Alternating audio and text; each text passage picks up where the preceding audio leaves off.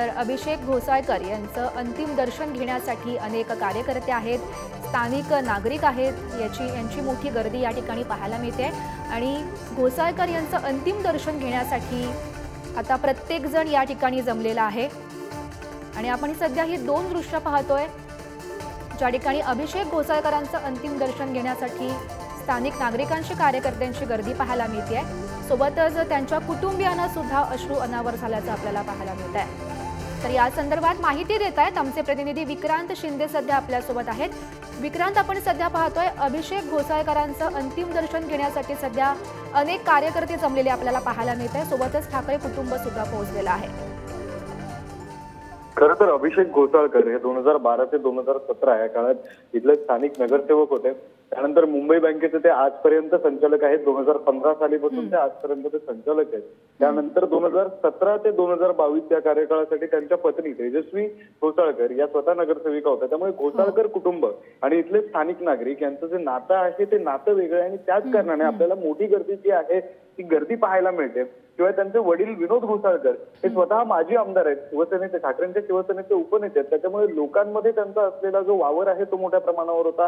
अभिषेक घोसाळकर यांचा स्वतःचा वावर मोठ्या प्रमाणावर होता। अगदी काल सुद्धा ते एका कार्यक्रमासाठीच गेले होते आणि त्या कार्यक्रमानंतरच त्यांच्यावर गोळ्या झाडण्यात आल्या। त्याच्यामुळे लोकांचा त्यांच्याशी असलेला संपर्क संबंध हा तशा प्रकारचा आहे, त्यामुळे आपल्याला गर्दी मोठ्या प्रमाणावर पाहायला मिळते। दुसरीकडे ठाकरे कुटुंबियांविषयी सांगायचं झालं तर ठाकरे कुटुंबियांच्या अत्यंत जवळ असलेले म्हणजे विनोद घोसाळकर आणि विनोद घोसाळकर यांचे सुपुत्र, सोबतच माजी नगरसेवक, त्यांच्या शिवसेनेचे, ठाकरेंच्या शिवसेनेचे माजी नगरसेवक असे हे अभिषेक घोसाळकर आणि या अभिषेक घोसाळकर यांच्यावर काल गोळ्या झाडण्यात आल्या आणि त्यात त्यांचा मृत्यू झाला। त्यामुळे ठाकरे कुटुंबियांनी येणं हे स्वाभाविक होतं। ते आले, त्यांनी दर्शन घेतलं आणि काही वेळापूर्वी ते निघालेले आहेत। आता अगदी थोड्या वेळात अभिषेक घोसाळकर यांचा जो मृतदेह आहे तो खरं तर स्मशानभूमीकडे निघेल। दौलतनगर स्मशानभूमी जी त्यांच्या घरापासून अगदी 5 मिनिटांच्या अंतरावर आहे, त्या स्मशानभूमीमध्ये त्यांच्यावर अंत्यसंस्कार जे आहेत ते पार पडतील।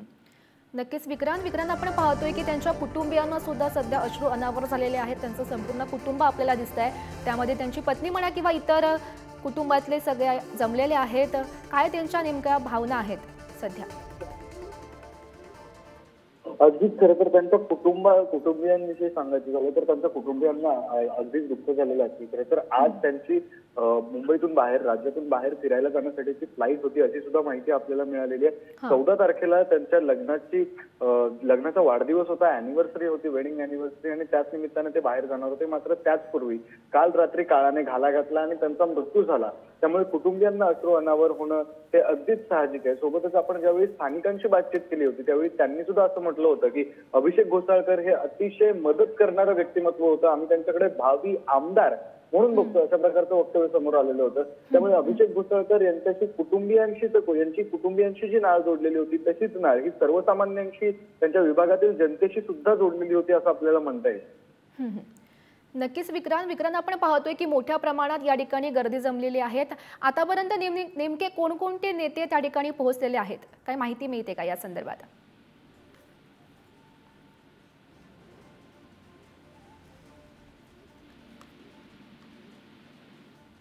तर आपण सध्या पाहतोय की ही दोन दृश्य सध्या पाहतोय।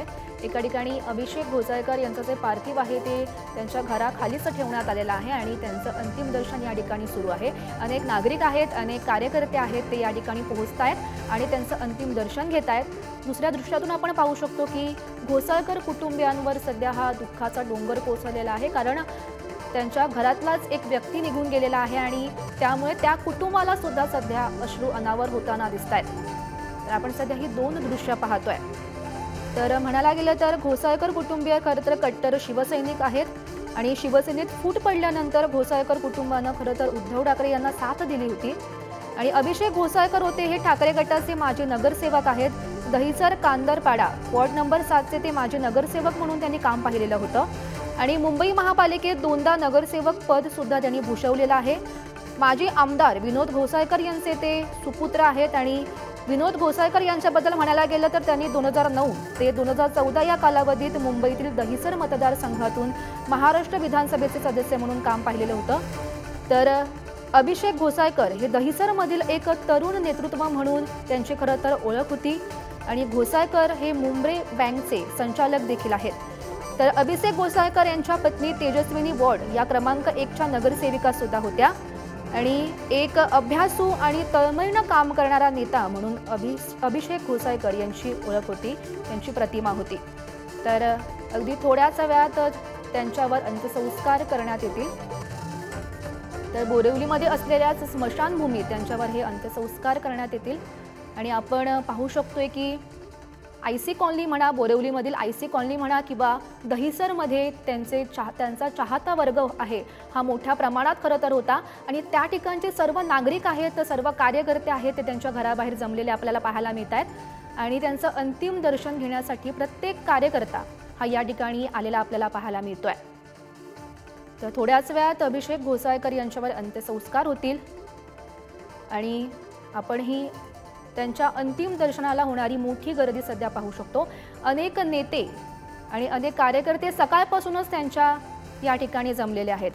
तर आमचे प्रतिनिधी पंकज दळवी यांच्याकडे जाऊया। पंकज, आपण पाहतोय की अभिषेक घोसाळकर यांचं सध्या अंतिम दर्शन सुरू आहे आणि त्यासाठी मोठी गर्दी सुद्धा आपल्याला पाहायला मिळते। कार्यकर्ते असतील, पदाधिकारी असतील, त्याचे मतदार असतील, या भागात राहणारे लोक, नागरिक हे त्यांच्या अंत्यदर्शनासाठी आता आलेले आहेत। सर्वसामान्य लोकांसाठी त्यांचं पार्थिव जे आहे ते अंत्यदर्शनासाठी ठेवलेलं आहे। लोकांच्या मनामध्ये निश्चितच गौरी अतिशय भावनिक झालेली लोक पाहायला मिळत आहेत।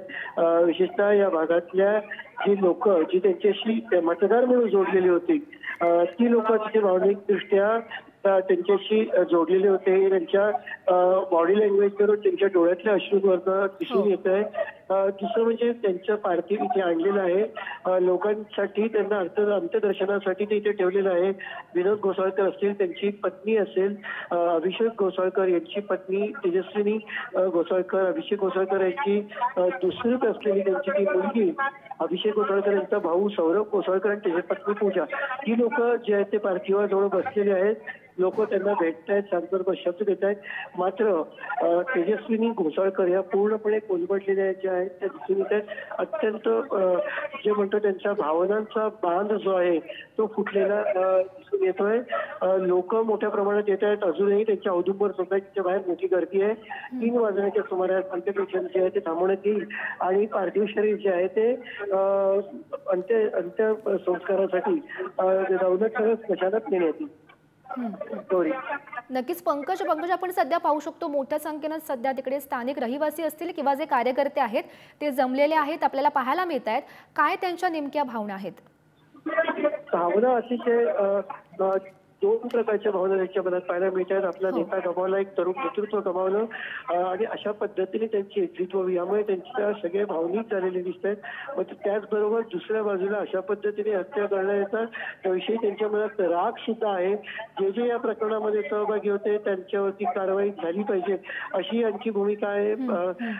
प्रचंड भावनिक झालेले मतदार पाहायला मिळत आहेत। आसपासच्या भागातले सर्व धर्माचे लोक इथे येत आहेत। बाजूला चर्च आहे, चर्चमधले नन असतील किंवा फादर असतील ते स्वतः त्या दर्शनासाठी आलेले। आजूबाजूच्या 2 जे कॉन्व्हेंट स्कूल आहेत त्याच्यामध्ये आज सुट्टी सुद्धा देण्यात आलेली आहे विद्यार्थ्यांना। त्यामुळे निश्चित बघू शकतो की लोकांशी जोडलेला एक नेता होता असं म्हणावं लागेल, तरुण पिढीतला नेता होता असं म्हणावं लागेल। नक्कीच पंकज, धन्यवाद दिलेल्या या माहितीसाठी। तर आपण सध्या ही दृश्य सुद्धा पाहू शकतो ज्या ठिकाणी मोठ्या प्रमाणात आपल्याला स्थानिक रहिवाशांची गर्दी सुद्धा होताना पाहायला मिळते।